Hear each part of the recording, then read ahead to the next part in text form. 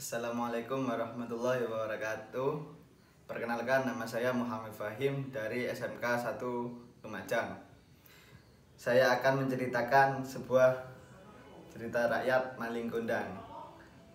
Zaman dahulu kala ada sebuah cerita di sebuah perkampungan nelayan pantai air manis di Padang, Sumatera Barat. Ada seorang janda bernama Mande Rubayah yang hidup bersama anak laki-lakinya yang bernama Malin Kundang. Mande Rubayah sangat menyayangi dan memanjakan Malin Kundang. Malin kemudian tumbuh menjadi seorang anak yang rajin dan penurut. Ketika Mande Rubayah sudah tua, ia hanya mampu bekerja sebagai penjual kue untuk mencukupi kebutuhan dirinya dan anak tunggalnya.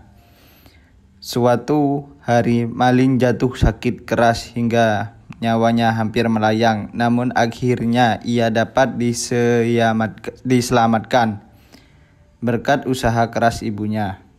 Saat Malin sudah dewasa, ia meminta izin kepada ibunya untuk pergi merantau ke kota. Karena saat itu sedang ada kapal besar merantau di pantai air manis. "Jangan Malin, ibu takut terjadi sesuatu denganmu di tanah rantau sana. Menetaplah saja di sini temani ibu," ucap ibunya yang sedih setelah mendengar keinginan Malin yang ingin merantau. "Ibu, tenanglah, tidak akan terjadi apa-apa denganku," ujar Malin sambil menggenggam tangan ibunya. "Ini kesempatan, Bu. Karena belum tentu setahun sekali ada kapal besar merapat di pantai ini. Aku ingin mengubah nasib kita, Ibu. Izinkanlah," pinta Malin memohon. "Baiklah, Ibu izinkan. Cepatlah kembali. Ibu akan selalu menunggumu, Nak," kata ibunya sambil menangis. Meski dengan berat hati, akhirnya Mande Rubayah mengizinkan Malin untuk pergi. Kemudian Malin dibekali dengan nasi berbungkus daun pisang sebanyak 7 bungkus. "Untuk bekalmu di perjalanan," katanya sambil menyerahkan pada Malin. Setelah itu Malin Kundang berangkat ke tanah rantau meninggalkan ibunya sendirian. Hari demi hari terus berlalu. Hari yang terasa lambat bagi Mande Rubayah. Setiap pagi dan sore Mande Rubayah memandang ke laut. "Sudah sampai manakah kamu berlayar, Nak?" tanyanya dalam hati sambil terus memandang laut. Ia selalu mendoakan agar anaknya selalu selamat dan cepat kembali. Beberapa waktu kemudian, ketika ada kapal yang datang merapat, ia selalu menanyakan kabar tentang anaknya. Apakah kalian melihat anakku, Malin? Apakah dia baik-baik saja? Kapan ia pulang?" tanyanya. Namun, setiap ia bertanya pada awak kapal atau nahkoda, tidak pernah mendapatkan jawaban. Malin tak pernah menitipkan barang atau pesanan apapun kepada ibunya. Bertahun-tahun Mande Rubayah terus bertanya, namun tak pernah ada jawaban hingga tubuhnya semakin tua. Dan kini jalannya mulai terbungkuk-bungkuk. Pada suatu hari, Mande Rubayah mendapat kabar dari nahkoda yang dulu membawa Malin.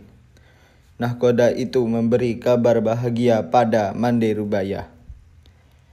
"Mande, tahukah kau, anakmu kini telah menikah dengan gadis cantik, putri seorang bangsawan yang sangat kaya raya," ucapnya saat itu. "Malin, cepatlah pulang kemari, Nak.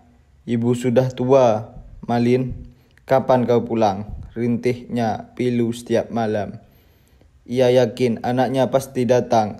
Benar saja, tak berapa lama kemudian di suatu hari yang cerah, dari kejauhan tampak sebuah kapal yang megah nan indah berlayar menuju pantai.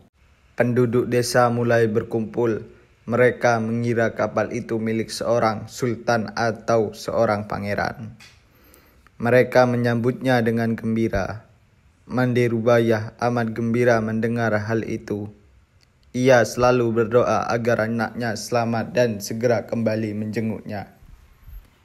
Sinar keceriaan mulai menghampirinya kembali. Namun hingga berbulan-bulan semenjak ia menerima kabar Malin dari nahkoda itu, Malin tak kunjung kembali untuk menengoknya. Ketika kapal itu mulai merapat, terlihatlah sepasang anak muda berdiri di anjungan. Pakaian mereka berkilauan terkena sinar matahari. Wajah mereka cerah dihiasi senyum karena bahagia disambut dengan meriah. Mande Rubaiyah juga ikut berdesakan mendekati kapal.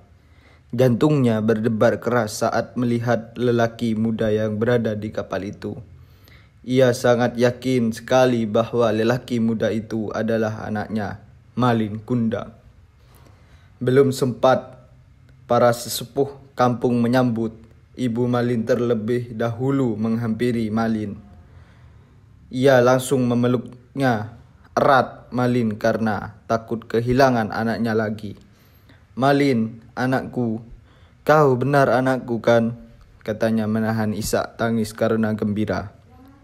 "Mengapa begitu lamanya kau tidak memberi kabar?" Malin terkejut karena dipeluk perempuan tua renta yang berpakaian compang-camping itu.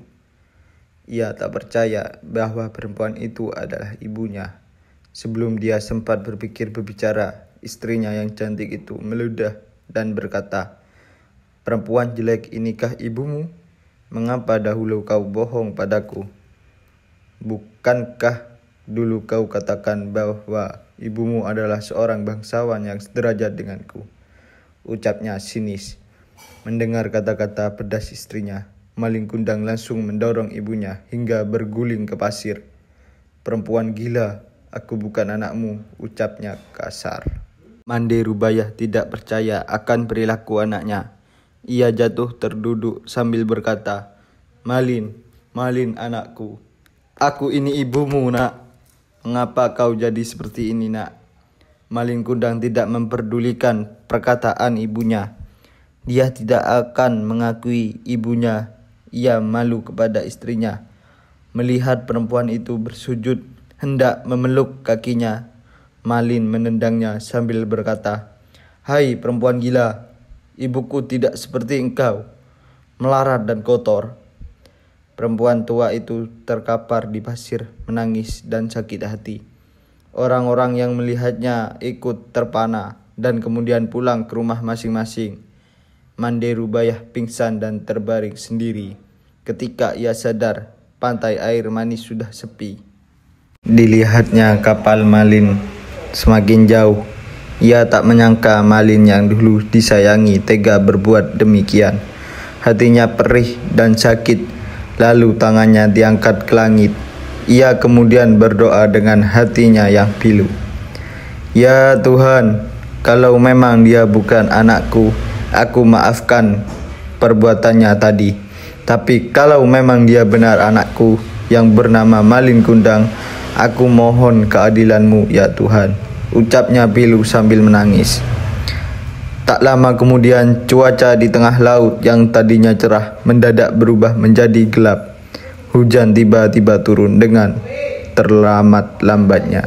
Tiba-tiba datanglah badai besar menghantam kapal Malin Kundang, lalu sembaran petir yang menggelegar. Saat itu juga kapal hancur berkeping-keping. Kemudian terbawa ombak hingga ke pantai. Esok saat matahari pagi muncul di ufuk timur, badai telah reda. Di pinggir pantai terlihat kepingan kapal yang telah menjadi batu. Itulah kapal Malin Kundang. Tampak sebungkah batu yang menyerupai tubuh manusia. Itulah tubuh Malin Kundang, anak durhaka yang dikutuk ibunya menjadi batu karena telah durhaka. Di sela-sela batu itu berenang-renang ikan teri, ikan belanak, dan ikan tenggiri. Konon, ikan itu berasal dari serpihan tubuh sang istri yang mencari Malin Kundang. Cukup sekian kisah legenda Malin Kundang ini memiliki pesan yang diambil si kecil, yaitu sayangi kedua orang tua saat susah dan senang.